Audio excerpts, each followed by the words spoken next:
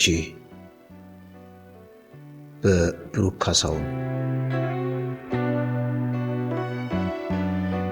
ወደ ቢሮዬ በሩን ከፍቼ ልገባ ቁልፌን አውጥቼ ብሞክር በሩ ክፍት ነው። ሌባ ነው መቼስ በዚህ በጠዋት እያልኩ ቀስ ብዬ ስገባ ጸሐፊ ያለ ወትሯ በጠዋት ገብታ አገኘኋት። ምነው ያስቀየምኩሽ ነገር አለ እንዴ? በጠዋት መጣሽ አልኳት። እርሷ ግን በደማቅ ፈገግታ ተቀበለችኝ። ኦኬ ዛሬ ቀኑ 30 ነው ለካ። ሰላም፣ የባለ ጉዳይ ወረቀቶችን እንደ ቅደም ተከተላቸው አምጪልኝ ብያት ገባሁ። የወረቀት ናዳ ፊቴ አምጥታ ቆለለችው። ከላይ ያለውን አነሳሁት።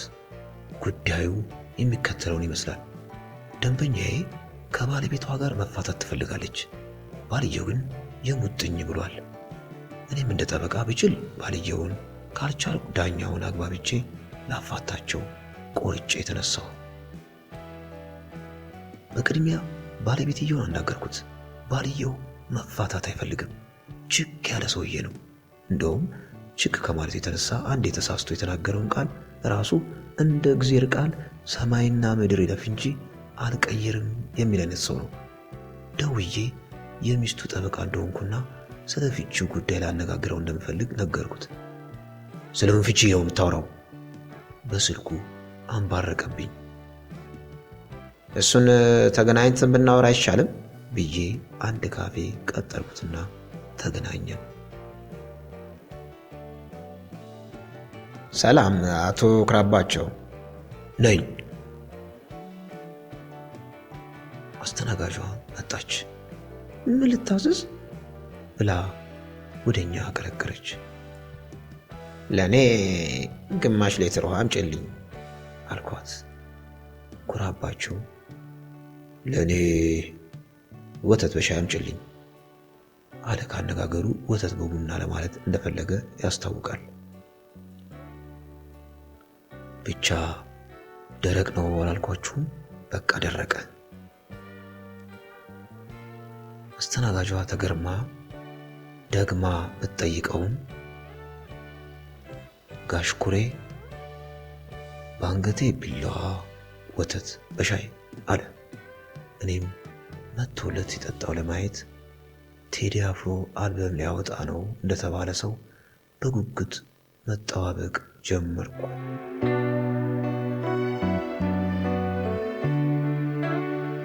እሺ፣ ወደ ጉዳያችን ስንገባ ጠበቃ ምንተስኖት እባላለሁ።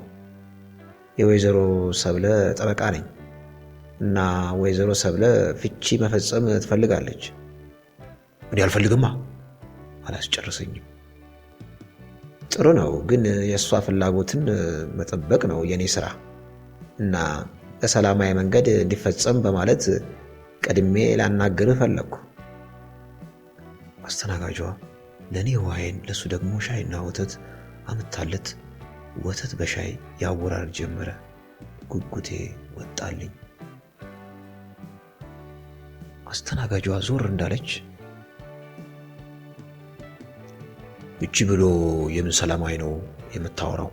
እኔ እኮ ሰብሊን ልፈታት አልፈልግም። ያለ እርሷ መኖር አልችልም። ተው፣ እንደሷ አይባልም።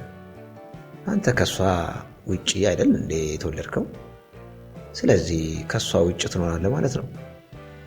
ደግሞ ጥሩ መልክና ቁመና አለ። ወላድ በልባብ ትሂድ። ይሄ ቀረሽ የማትባል ሴት ታገባለህ። ለምን ቸክ ትላለህ? በሆዴ አቤት መቼም ነፍሴ አይማርም። ይህን የመሰለ ሰው ለእንጀራዬ ብዬ መልክህ ቁመና አላለሁ። ይሄ ዝንጀሮ አልኩኝ። አንተ ማታውቀው ብዙ ነገር አለ። እሷ ማለት ለእኔ የህይወቴ መነሻና መድረሻ ናት። እኔና እሷን ማንም አይለየንም። ከእሷ ከምንለይ ሀገር አቃጥላለሁ።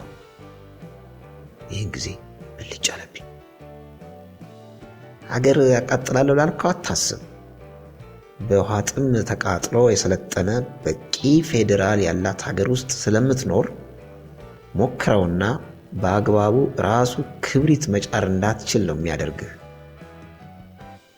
ማንም አይለየንም ላልከው ደግሞ ፍርድ ቤት የሚባል የሕግ አካል አለ። ጥሩ አድርጎ የተቀላጠፈ አገልግሎት የሚሰጥህ። በሐሳቤ የማትስማማ ከሆነ የሕግ አካላትን በመዘንጋት ብዬ ራሱ ዘብጥያ ላወርድህ እችላለሁ። ጭራሽ ልታስፈራራኝ ነው እንደመጣኸው? በቃ እንደውም አልፈታትም። ከሰብልዬ ጋር አልፋታም። 4 ነጥብ።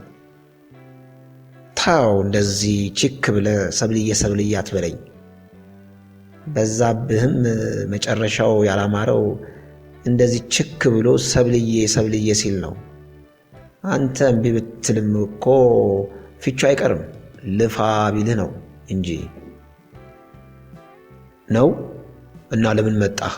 ዳግመኛ እንዳታገኘኝ ብሎኝ ተነስቶ ሊፈረጥጥ ሲል ቀኝ እጁን ግጥም አድርጌ እና ባለካፌዎቹን እግዜር ይስጥልኝ ብላቸው ልትወጣ ነው? እዚህ ካፌ ያስከፍላሉ ሂሳቧን አልኩት። እጄን ከእጁ ላይ መንጭቆ ካስለቀቀ በኋላ የነተበች 100 ብር በጠረጴዛው ላይ ወርውሮ ሄደ። አረ የበረረ መኪና ይብላህ አልኩኝ በሽቄ።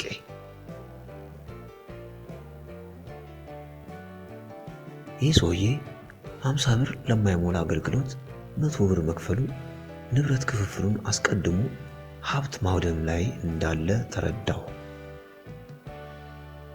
ተነስቼ ልወጣ አልኩና ጡር ፈርቼ ካስተናጋጇ መልስ ተቀብዬ ወጣሁ። አይደርስ ነገር የለም። የቀጠሮ ቀን ደረሰና ፍርድ ቤት ቆምን። ሰጣ ገባውን ባጭሩ ይሄንን ይመስላል።